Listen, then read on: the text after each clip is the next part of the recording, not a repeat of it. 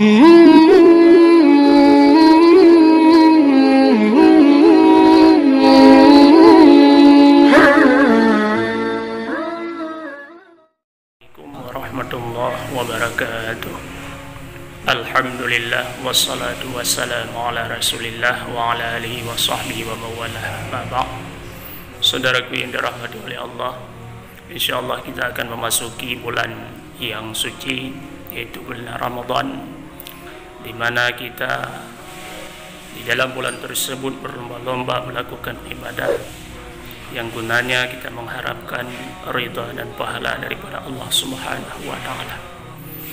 Namun perlu diingat, pahala yang kita damba-dambakan, yang kita inginkan di sisi Allah bisa saja hilang, bisa saja terhapus dikarenakan oleh perbuatan kita sendiri. Maka perlu dicatat, terutama dalam hal berdusta.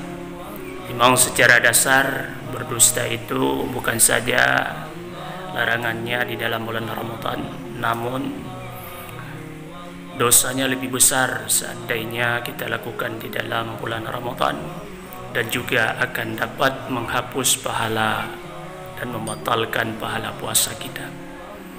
Begitu juga perbuatan-perbuatan yang dimurkai oleh Allah yang lain, yang berupa fitnah, ghibah, caci maki, kemudian hasud, iri dengki, karena sesuai dengan sebuah hadis Rasulullah sallallahu alaihi wasallam, iyyakum wal hasada fa innal hasada ya'kulul hasanat kama ya'kulun narul hutab.